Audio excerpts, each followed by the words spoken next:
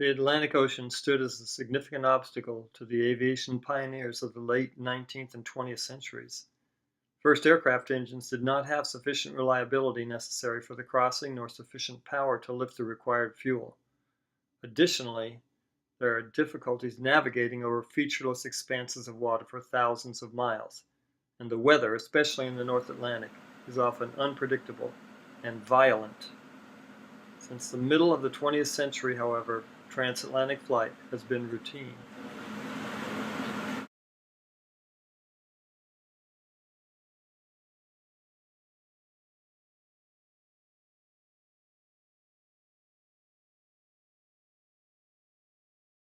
Oh wait, I got this one. I know who it is. It's well, let's see. Oh, rats.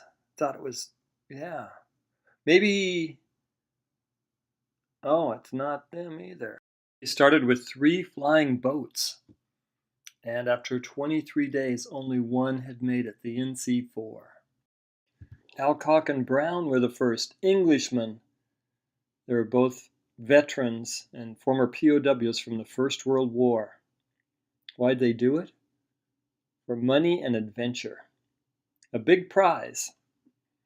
Well, they had to take their plane apart over there in England and ship it across the Atlantic to Newfoundland. They put it back together in 14 days.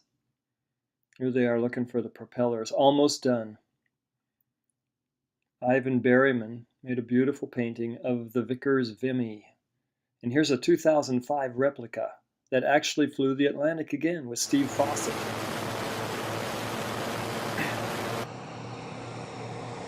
Sound of V8 engines in the replica, but V12s were the original engines. Had to be even better. Planning consisted of heated flight suits, a radio, both of which failed in the first 3 hours, and catering, special whiskey in the coffee. Look at that advanced flight cockpit. The compass is to the upper right of the yoke steering wheel. Well, extra fuel was a big part of their planning, and you can see the tank right there, that gray area underneath the engine. It landed with a third more fuel than they had. A great crowd gathered to watch their takeoff. Brown was overheard to say, "They came to see us die." They took off onto a great headwind, and reporters got it wrong, thinking they had a headwind all the way across the ocean. But in fact, they were able to cross in 16 hours. Headlines of the day were not optimistic. Blinded by snow, covered with ice, the lateral controls were frozen over for a while. They had their manifold blow off, and fire was spitting out of the right engine. Innumerable problems. Navigation was difficult because they couldn't get a sight on heavenly bodies. They finally got the sun after several hours. Here's one of the notes. Not too precise, not exactly GPS quality. Amazing flight. After 16 hours, they finally sighted land. They circled and found very beautiful, looked flat, uninvited. So they decided to put the Vimy down. As they did, they noticed people running from a nearby radio station, then called a Marconi station. Who were waving at them. Now thought it was excitement, but in fact they were saying, "Don't land here. This is not a good spot. Find another place," because it was a bog. Excited crowds ran towards the airplane. They reached them and asked, "Is everyone okay?" Then they asked, "Where are you from?" "America," was the simple reply. It was a miracle they even made it. Alcock even thought he'd done a complete loop at one time. Well, they became heroes. They were knighted by King George V, and they shared their winnings with the mechanics who built the plane.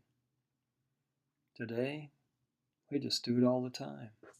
Let's compare their planning to our planning today. I compare domestic flying to walking your obedient dog around the block.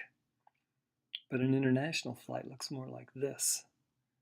And these dogs are well behaved. Your flight might not be. Now let's look at the complexities of a modern corporate flight. Not in any particular order. Here's a few of them.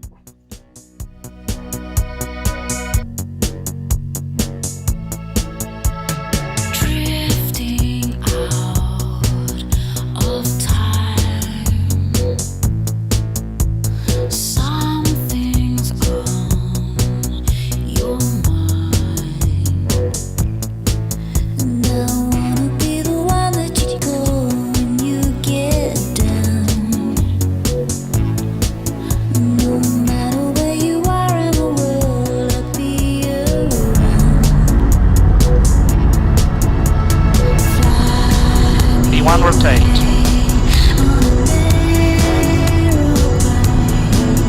Positive right. Steers coming up.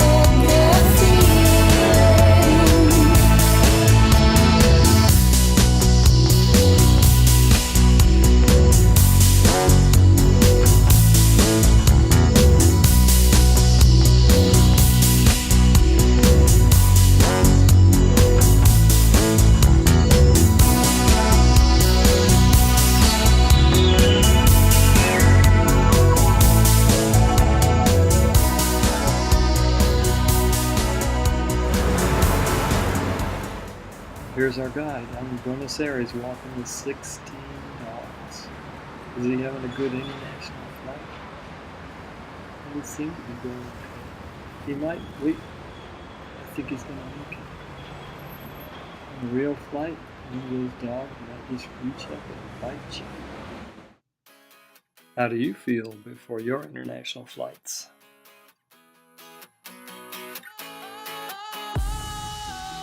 Sometimes I get a good feeling, yeah. I get a feeling that I never had before.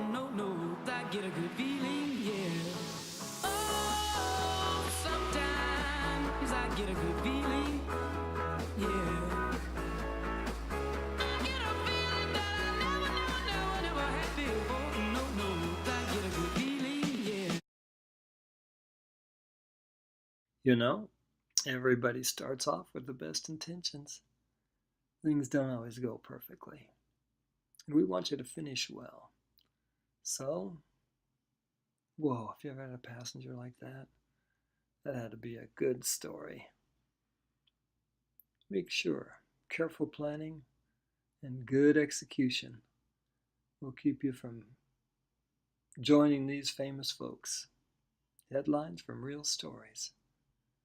In the meantime, safe flying. Take care.